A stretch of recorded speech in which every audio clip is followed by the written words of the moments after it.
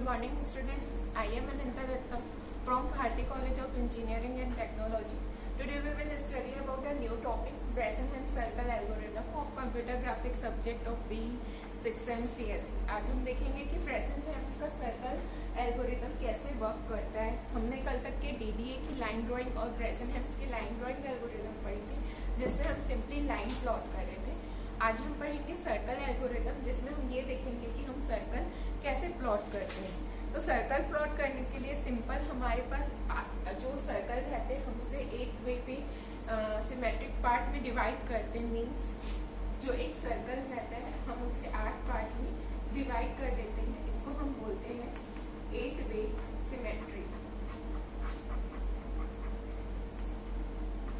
8 वे symmetric points हम इसे बोलते हैं। जो भी एक सर्कल रहता है वो 90 डिग्री से 45 डिग्री तक के में हम उसे 1/8 पार्ट ऑफ सर्कल में डिवाइड कर देते हैं। जो कि हमारे पास जैसे कि हमको बेस्ट अप्रोक्सीमेशन की वैल्यू फाइंड करनी है कि हमारी जो अप्रोक्सीमेशन जो हम अप्रोक्सीमेट कर रहे हैं, यदि उसकी वैल्यू हमारी बहुत ट्रू आए तो उस चीज के लिए हम क्या करते हैं, हम वैसे पिक्सल सिलेक्ट करते हैं जो कि एक सर्कल से लीस्ट डिस्टेंस में रहे। जैसे कि हम लाइन फाइंड कर रहे हैं या पॉइंट्स फाइंड कर रहे हैं, तो हम ऐसे पॉइंट्स फाइंड करेंगे जो कि एक सर्कल के, या तो जैसे मान लीजिए एक पॉइंट यहाँ आएंगे तो दूसरी पॉइंट यहाँ आएगी, तो हम ऐसे पॉइंट फाइंड करेंगे जो कि हमारी लिमिट में सर्कल से बेस्ट लीस्ट डिस्टेंस में, सबसे कम डिस्टेंस में, या तो उसके सर्कल के ही लाइन पे, या तो इनसाइड या तो आउटसाइड, ये तीनों में से एक जगह पे आएगी।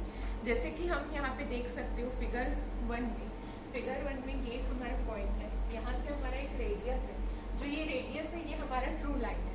इसके बाद हमारा एक डी ऑफ ए है और डी ऑफ बी है, मीन्स डिस्टेंस है ये हमारा। तो डिस्टेंस है ए और बी का। तो जो ये हमारा है ये हमारा डेल ऑफ ए है, मीन्स ये हमारा एरर है। दोनों में हमारे कुछ एरर्स है। तो यदि हमको डिस्टेंस फाइंड करनी है ओरिजिन से, तो ओरिजिन से हमको डिस्टेंस फाइंड करनी है, तो उसका फॉर्मूला है, ये है कि जो डी ऑफ ए है ये रूट ओवर रहेगा xi प्लस 1, ये है xi प्लस 1, इसका होल स्क्वायर प्लस क्या है yi का होल स्क्वायर। ये हमारा क्या हो गया डी ऑफ ए। और हम अब ऐसे ही डी ऑफ बी निकालेंगे, तो डी ऑफ बी में क्या हो जाएगा कि y एक्सिस में जाएगा तो वो yi माइनस 1 कर देंगे हम लोग सिंपली।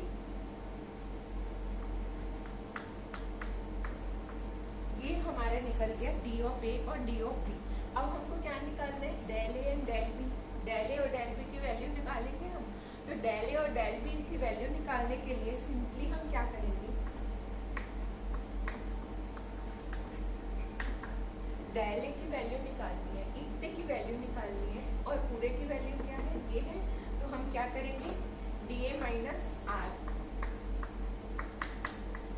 और सिंपली डेल बी के लिए डी बी माइनस आर। तो जो हमारी डेल ए और डेल बी की जो इतनी वैल्यू है हमको वो मिल जाएगी। तो इससे हम डेल ए और डेल बी दोनों निकाल लेंगे। इसके बाद आता है कि यदि हमको स्क्वायर रूट यहाँ से हटाना है, स्क्वायर रूट हटाना है क्योंकि कंप्यूटेशन में इजी होगा, इसलिए हम स्क्वायर रूट डालेंगे। तो यहाँ पे हमने डी ए स्क्वायर, ये इन दोनों में हम स्क्वायर डाल देंगे। इसके बाद क्या करेंगे हम कि जो हमारे पास पॉजिटिव और नेगेटिव वैल्यू है हम उसको लेंगे। तो डिसीजन वेरिएबल जो डी आई ऑफ रहेगा, डिसीजन वेरिएबल जो हमारा रहेगा, डिसीजन वेरिएबल, ये हमारा क्या हो जाएगा D of I equal to del A plus del B.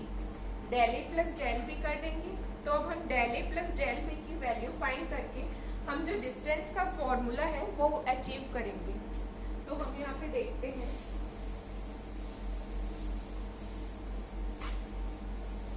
ठीक है, हमारे पास डी आई की वैल्यू कितनी है, del A plus del B. Del A plus del B. अब del A plus del B की वैल्यू हमने क्या निकाली थी, D of A minus R plus D of B minus R, ये हमारी वैल्यू थी डेल ए और डेल बी। तो हम इसके बाद क्या करेंगे, इसके बाद हम डेल डी ऑफ ए और डी ऑफ बी की वैल्यू हमने निकाली हुई थी प्रीवियस में, डी ऑफ ए और डी ऑफ बी की वैल्यू हमने निकाली थी, तो वो रूट में वैल्यू थी, वो रूट में और ये स्क्वायर में, तो जो हमारा वैल्यू आ जाएगा वो आएगा एक्स आई प्लस 1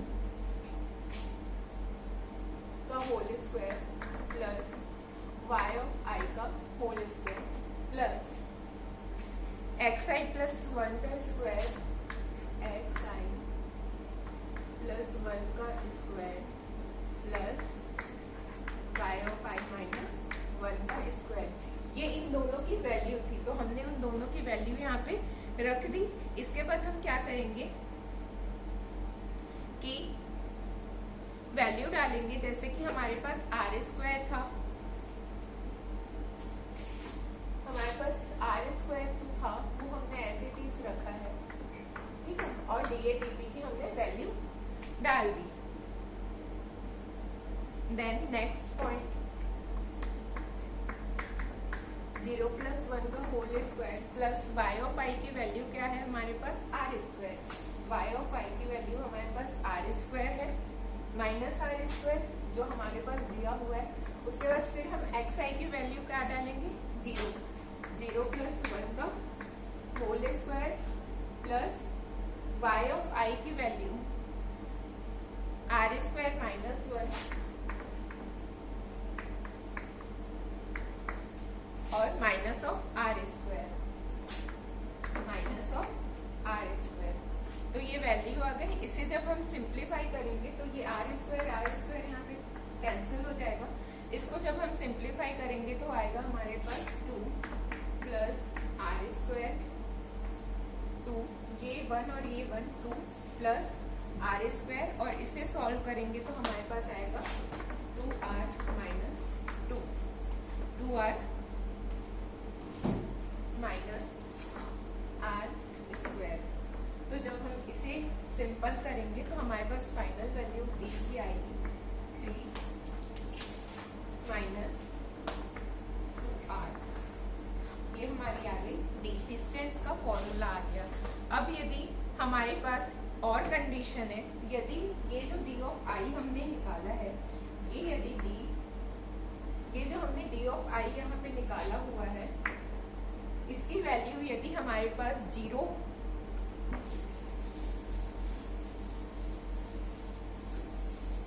ठीक है, हमने वैल्यू निकाली d equal to 3 minus 2r, ये हमारी वैल्यू है। इस वैल्यू में यदि क्या आएगा हमारा d ऑफ i, दो केसेस है हमारे पास इसमें, एक जब d ऑफ i की वैल्यू बड़ी होगी और एक जब d ऑफ i की वैल्यू लेस होगी 0 से, तो दोनों के लिए हमारे पास अलग अलग फॉर्मूला है। फर्स्ट के लिए है d of i plus 4xi plus 6 plus 4xi plus 6।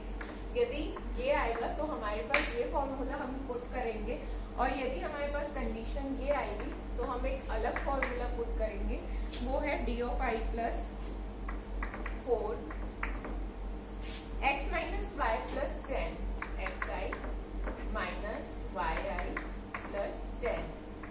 तो हमारे पास दो केसेस है, ये फर्स्ट केस है, ये सेकंड केस है। एक बार हम d ऑफ i की वैल्यू यदि हमारी छोटी है 0 से तो हम वो वैल्यू पुट करेंगे, और यदि d ऑफ i की वैल्यू लार्ज है 0 से तो हम ये वैल्यू पुट करेंगे। इसके बाद अब हम एल्गोरिथम समझेंगे कि एल्गोरिथम कैसे काम करता है। तो अब हम ये देखेंगे, अभी हमने एल्गोरिथम के फॉर्मूलाज कैसे फाइंड आउट करते हैं ये हमने देखा। अब हम एल्गोरिथम देखेंगे कि हम एल्गोरिथम कैसे सॉल्व करते हैं। तो पहले हम जो एल्गोरिथम है, ये एल्गोरिथम के हमारे पॉइंट्स हैं। सबसे पहले जो हमको रेडियस दिया रहता है, मान लीजिए हमको रेडियस दिया हुआ है r इक्वल टू 40।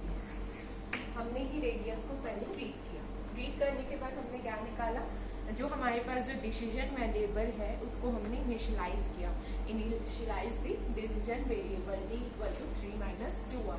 तो हम यहाँ पे r पुट करके d की वैल्यू निकालेंगे। यहाँ पे जब हम r पुट करेंगे तो हमारी d की वैल्यू आ जाएगी। इसके बाद हम क्या करेंगे, x, क्योंकि यहाँ पे x और y हमको कुछ दिया ही नहीं है, दोनों की वैल्यू नहीं दी हुई है x और y की, तो हम सिंपली क्या करेंगे, x को 0 से इनिशियलाइज करेंगे और जो y है y को हम r से इनिशियलाइज करेंगे। x को 0 से और y को हम r से इनिशियलाइज करेंगे। तो हमने जब x और y दोनों को इनिशियलाइज कर दिया, उसके बाद हम प्लॉट करेंगे x और y। x और y हमने प्लॉट किया तो हम यहाँ पे कंडीशन चेक करेंगे, जो d की वैल्यू है वो छोटी है या बड़ी है। तो यदि 0 यहाँ पे बड़ा हुआ और d की वैल्यू छोटी हुई तो हम इस वाले केस में जाएंगे, d equal to d plus 4x plus 6, इस केस में जाएंगे। या तो यदि ये कंडीशन फॉल्स हुई तो हम इस केस में आएंगे जहाँ पे हम क्या करेंगे, d equal to d plus 4x minus y plus 10। मैंने अभी थोड़ी देर पहले ही आपको दो केसेस बताए थे कि यदि वो लेस देन 0 होगा और ग्रेटर देन 0 होगा तो कौन कौन सी केसेस आएंगी। तो हमने ये दो केसेस देखे कि यदि स्मॉलर देन है तो क्या डालना है, लेस देन है तो क्या डालना है। फिर यहाँ पे y equal to y plus 1, जब भी ये एल्स पार्ट में जाएगा तभी y की वैल्यू इंक्रीज होगी, बट ये इफ केस में जाए या एल्स केस में जाए, दोनों बार में ही x की वैल्यू इंक्रीज होगी। और ये कंडीशन हमको कब तक के करना है, जब तक कि हमारी दोनों की वैल्यू इक्वल ना आ जाए। मैंने जैसे मान लीजिए x और y है, इसकी भी वैल्यू 9 आ गई, इसकी भी वैल्यू 9 आ गई, तो हम स्टॉप कर देंगे। हम यहाँ पे स्टॉप कर देंगे एल्गोरिथम को। इसमें 2-3 चीजें हैं कि d की जो हमेशा हम वैल्यू लेते हैं, हमारी d की वैल्यू हर एक पार्ट में निकलते जाएगी। हम यहाँ पे d की वैल्यू निकालेंगे, फिर यहाँ पे d की वैल्यू निकालेंगे। तो जब नेक्स्ट बार हम इफ में जाएंगे तो जो d की वैल्यू यहाँ पे निकली हुई रहेगी हम उसको चेक करेंगे 0 से। हर बार जो यहाँ पे वैल्यू निकाला था वही नहीं चेक करेंगे। तो जो d की वैल्यू हर बार चेंज होते जाएगी, तो हमको ये ध्यान में रखना है कि d की वैल्यू हमेशा हमको कौन सी लेके चलनी है। और दूसरी बात ये है कि y की वैल्यू जब भी एल्स केस में जाएगा तभी इंक्रीज होगा, जबकि x की वैल्यू जो है हमारी हर बार इंक्रीज होगी, हर बार x की वैल्यू हमारी इंक्रीज होगी। तो ये हमारा एल्गोरिथम है सिंपली, जिसके के थ्रू हम सर्कल प्लॉट करते हैं। हमारे पास दो एल्गोरिथम है, एक मिड पॉइंट सर्कल एल्गोरिथम भी है और एक ब्रेसेनहेम सर्कल एल्गोरिथम। हमारे पास दो एल्गोरिथम है सर्कल प्लॉट करने के लिए। तो हमने अभी ब्रेसेनहेम सर्कल एल्गोरिथम देखा, इसके क्वेश्चंस देखेंगे। तो हमने देखा कि हम कैसे एल्गोरिथम सॉल्व करते हैं। हमारे पास 3 वे है, 2 वे है सर्कल प्लॉट करने के। तो हम इसमें यही कोशिश करते हैं कि जो हमारी सर्कल है उसके जो पॉइंट्स हमको मिलते हैं वो लीस्ट डिस्टेंस पे मिले। मीन्स कितने वो लीस्ट डिस्टेंस में हमको उसके पॉइंट्स मिल सकती है एक सर्कल से।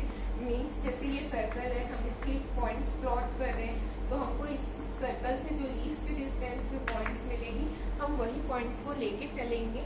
और प्लॉटिंग जो हम करते हैं वो 1/8 सिमेट्री में हम प्लॉट करते हैं। और इसके दो सर्कल एल्गोरिथम सॉल्व करने के 2 मेथड्स है, जैसे कि मैंने अभी बताया कि हम 2 वे से सर्कल को सॉल्व कर सकते हैं। फर्स्ट है हमारा ब्रेसेनहेम सर्कल एल्गोरिथम और सेकंड है हमारा मिड पॉइंट सर्कल एल्गोरिथम। दोनों ही सेम काम करता है, थोड़ी सी डिफरेंस है हमारे में, बाकी ऐसे ही सॉल्व होता है दोनों। तो हम जैसे कि एक डिस्टेंस d लेके चलते हैं, तो हम हर पॉइंट्स पे d की वैल्यू चेंज करते हैं। ये 2-3 पॉइंट्स हैं जो आपको ध्यान में रखने हैं। हम इसके क्वेश्चंस देखेंगे नेक्स्ट क्लास में कि इसके क्वेश्चंस कैसे सॉल्व होते हैं। तो इसके क्वेश्चंस देखेंगे। तो इसके 2 केसेस थे, जैसे कि हमने देखा था, एक केस था लेस देन 0 और एक केस था ग्रेटर देन 0। तो दोनों केसेस में वैल्यूज क्या आएगी, यदि लेस देन 0 है तो एक ये फॉर्मूला है और ग्रेटर देन 0 का ये x माइनस वाई प्लस 10 का फॉर्मूला है।